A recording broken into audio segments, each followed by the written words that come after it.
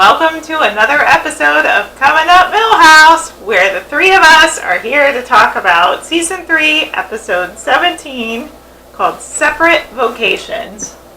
Alright, so Separate Vocations has to do with the idea that all the Springfield children at the elementary have to take a career aptitude test, which right there, you got me, because that's hilarious, because a lot of school jokes in this, which make me laugh. We've all been there, right? And they make all the kids take these tests to determine exactly what they're going to be in life. And yeah, some of the jobs aren't that great. That a lot of them are told that they're only good for that and nothing else. I can relate a little bit to this one, I think. Me too. Yeah. The aptitude test is called the Korean Aptitude Normalcy Test, or CANT, which says it all right there. Says it all right there. So Bart gets told that he could be a police officer, and that piques his interest a little bit. But Lisa gets told that she's going to be a homemaker, and you know Lisa, she's not going to take to that one pretty good. She's got broad dreams. Right. And so the episode's a lot about Lisa getting discouraged and Bart actually being, I guess, inspired. Right. And like a little bit of a turn of the tide in their mentalities happen in this one. So it's kind of funny. The real focus is on them. I like the stuff about the test in the school a lot. Me too. It's a really great episode to talk about. Yeah, so. Some good stuff in it. So why don't we start off with lines? You want to give me one?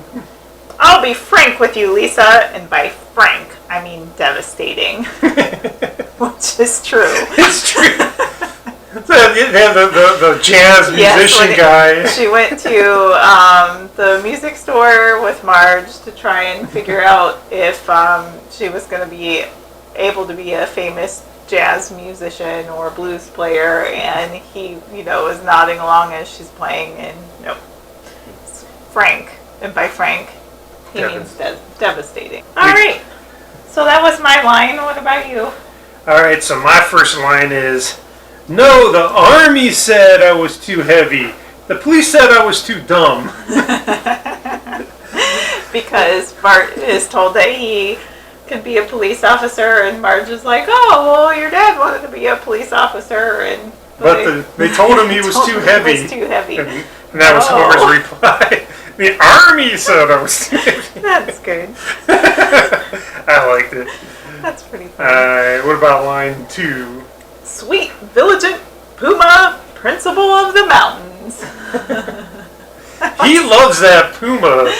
Principal Skinner, I don't know. Principal Skinner loves that Puma, and it's the principal of the mountains, which is what struck me as hilarious in this. So. Did you notice how he pronounced it Puma? Puma the whole time. That drove me a little nuts. I'm like, it's a Puma! I know. Puma. It's not pew pew pew. But I wonder, maybe we are the wrong Maybe ones. we're wrong, I don't know. I've never heard it. I've never heard anyone call it Puma except for this. Principal Skinner. Yeah. So I do like that. That's a little bit of trivia for you. If you wanted to look up and see the proper pronunciation, go for it. If you want to correct us, be my guest. Yes. Yep. All right. How do you say the word P-U-M-A? Is it Puma or Puma? Vote below. Let us know below. All right, so my second line was a little bit of a back and forth between Chief Wiggum and Luther Cop. Okay. And so it was after they stopped Snake, who robbed the Quickie Mart, and they stopped him by making him go through the windshield of his car, and he's all busted up. And apparently he'd stolen lottery tickets.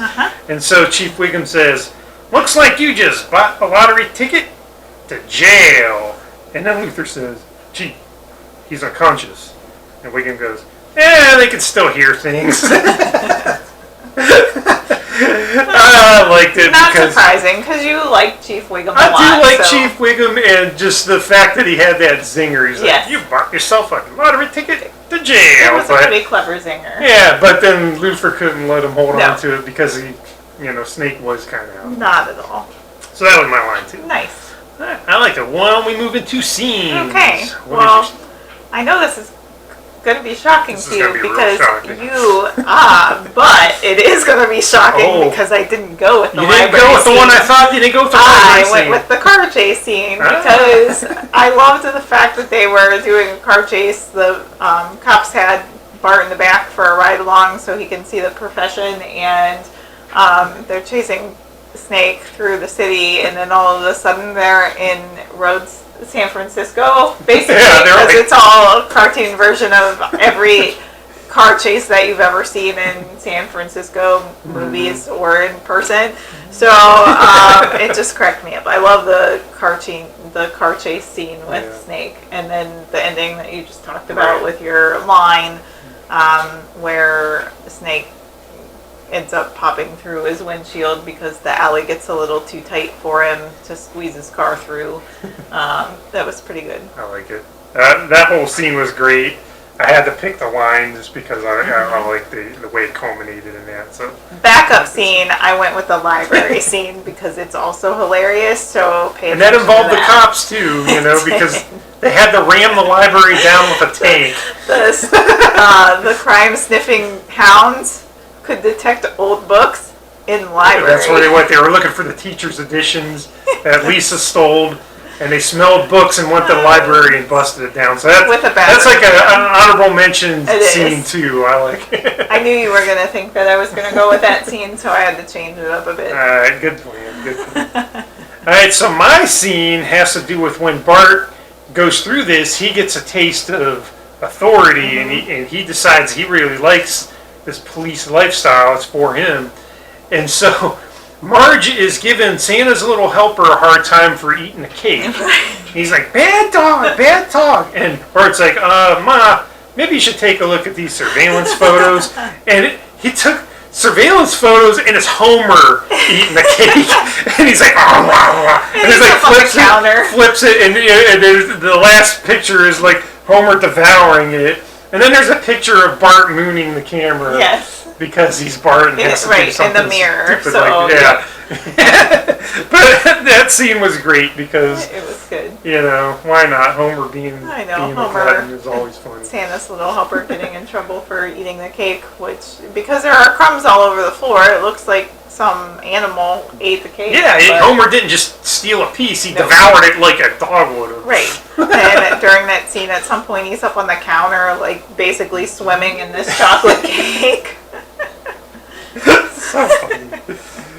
Oh boy! All right, so we go to winners and losers. Which one you want to do first? Let's go with your winner first. All right, my winner is Martin. Because during the scene where all the kids are getting their aptitude tests, and they go to a guidance counselor, and the guidance counselor's like, you will be, a cook. You will be, an architect. Martin's like, systems analyst. And the guy's like, Martin, systems analyst. And he's like, yes! So Martin got the job he wanted, apparently, so that's why I picked him. That's good. My winner is who's ever owns the locker that when they were doing the locker search, with all of the wads of fat cash in the locker.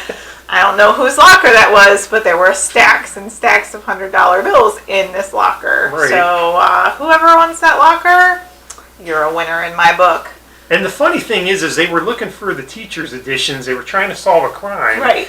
My guess is a kid's not going to have that much cash sitting in their locker legitly. There was probably a crime behind that, but they got away with it because the teacher's editions were more important because the teachers were freaking out because they don't actually know anything.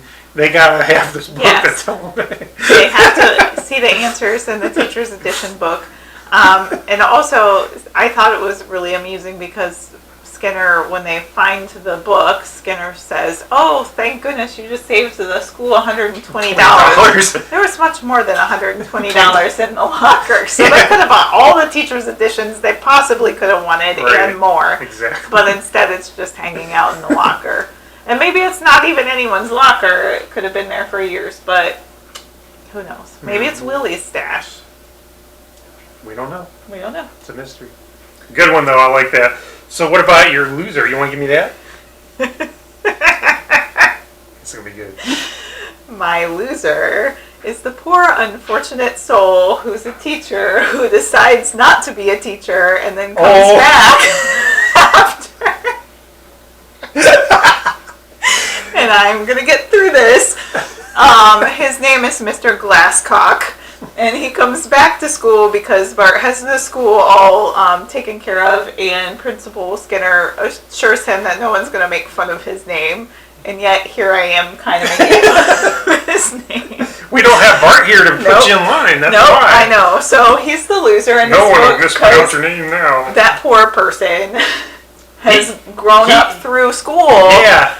With a bad name like that. And he had to quit his job because he couldn't stand the teasing. He couldn't stand the teasing from those kids, and I'm sure he had teasing when he was a kid and all through school. So he's my loser in this episode. I think you definitely topped me on that one. That is definitely a good one. My loser was an easy one. It was just Apu. Because going back to the scene we really like about the cops taking Bart on a ride along, in the background, Snake is robbing Apu, and the cops are driving by, and they don't notice. And Bart is looking out the opposite window. Yeah, they don't see it. Right. And Apu can never really catch a break with that. He's always the victim of robbery. And so I was like, you know what? There it is. Apu, you got robbed again. Cops right there and didn't even see it. It just seemed like a good pick to me. But he's slightly a winner in that scene because they used the nice nylon rope on his wrists instead of the hard rough stuff, and he found the silver lining, and I do respect him for that. It's all about silver linings. Whenever you can find one. Yeah, absolutely. If you can't find one. All right, so that brings us to the end of our episode, Separate Vocations. And that is, if you're watching this on Disney Plus, it's episode 17. If you have the DVDs, it's actually going to be episode 18 because Disney decided to stop. They didn't air episode 1 from the DVD set. So... And we use Disney Plus when we watch this. So. If you're watching on Disney Plus or Hulu, it's episode 17. If you're joining us with DVD, it's episode 18. But Separate Vocations on season 3. Go watch it. It is a funny one. We like it. Right.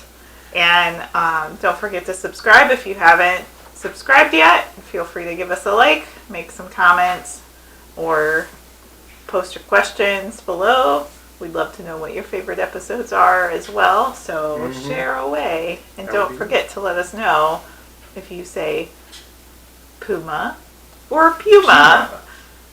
We want to know. That is the burning question of the day. Puma or Puma? We'll see how much attention you're paying to us on this and see if you post that below. So. Yep. All right, well, that is it for this week. We thank you for watching. Absolutely. And until the next time, Jiminy Jokers!